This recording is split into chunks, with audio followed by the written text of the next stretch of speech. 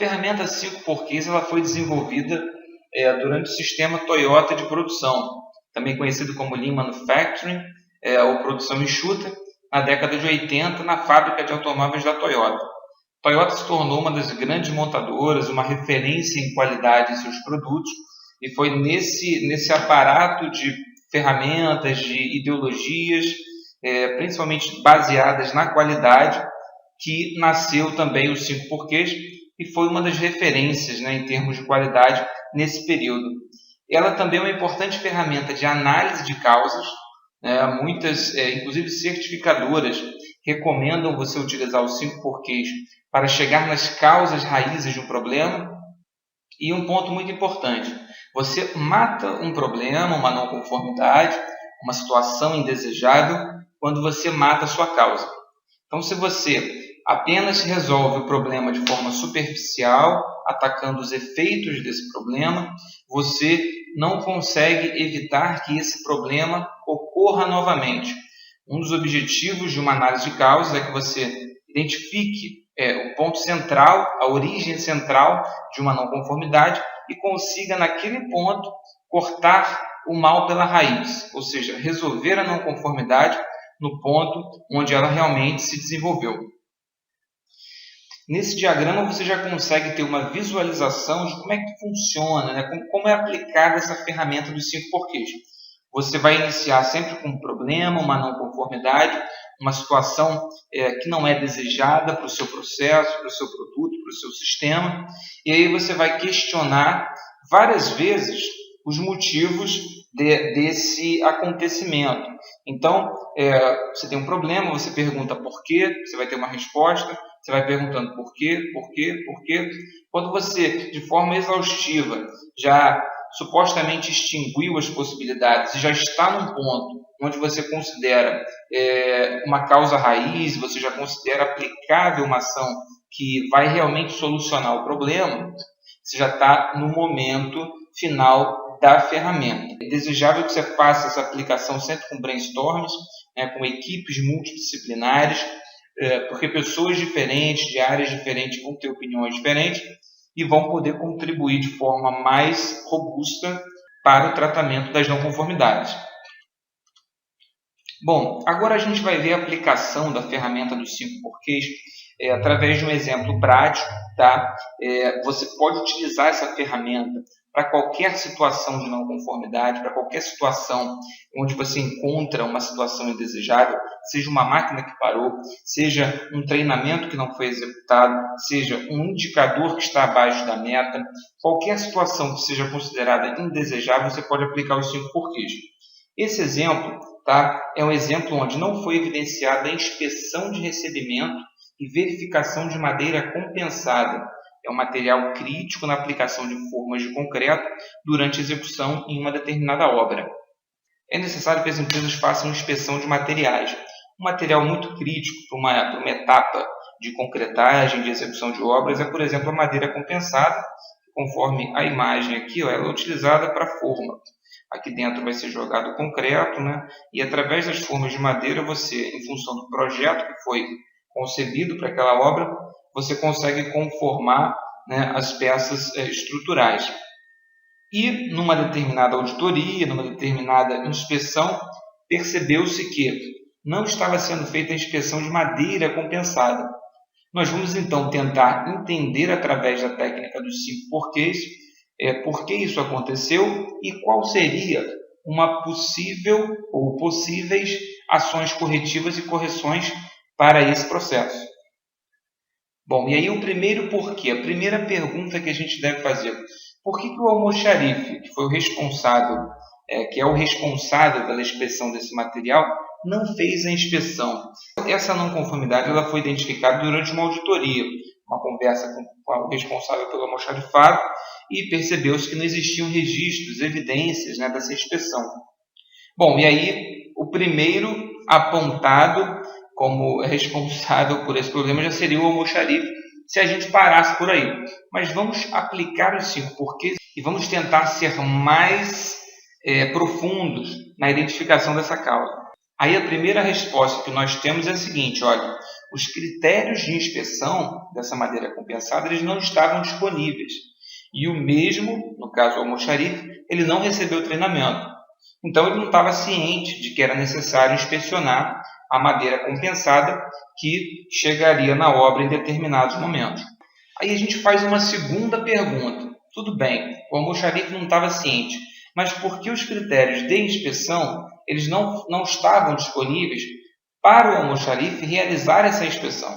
Tudo bem que ele não estava ciente dos critérios, não foi feita nenhuma comunicação com ele, mas então, se é um item crítico importante, alguém deveria ter comunicado isso para o almoxarife. Aí nós temos uma segunda resposta. Ó. O controle de qualidade da obra, que é responsável pela entrega de documentação, ele controla a distribuição dos documentos, dos procedimentos, instruções de trabalho, auxilia no processo de treinamento junto aos recursos humanos, ele não disponibilizou o procedimento de inspeção de madeira compensada. Então, se o almoxarife não está com o procedimento em mãos, fica difícil ele fazer a inspeção. Quais critérios ele vai utilizar para fazer essa inspeção? Então, o problema que estava concentrado no almoxarife já começa a ter talvez um novo responsável.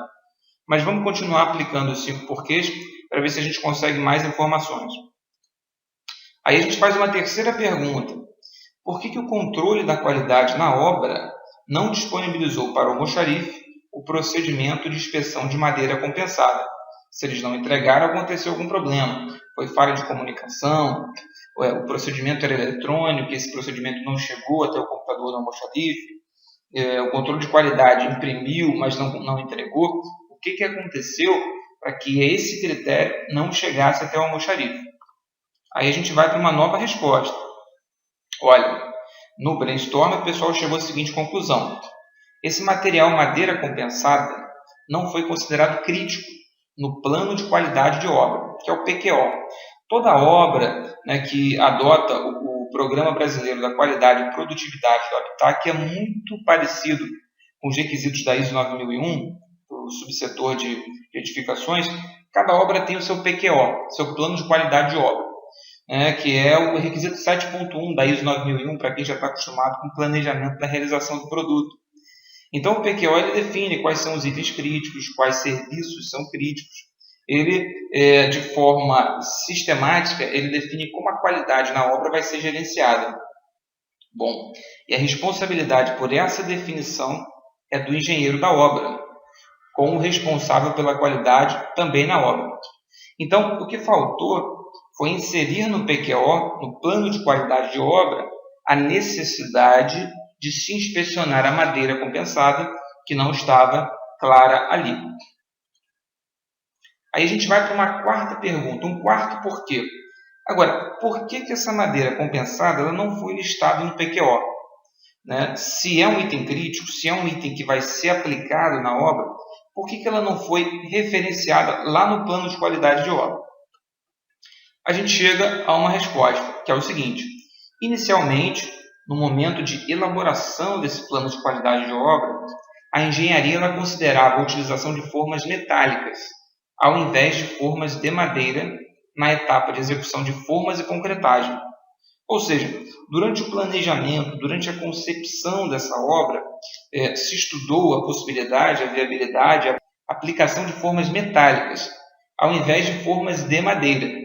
Então, o PQO foi concebido para que na obra fosse trabalhado com formas metálicas.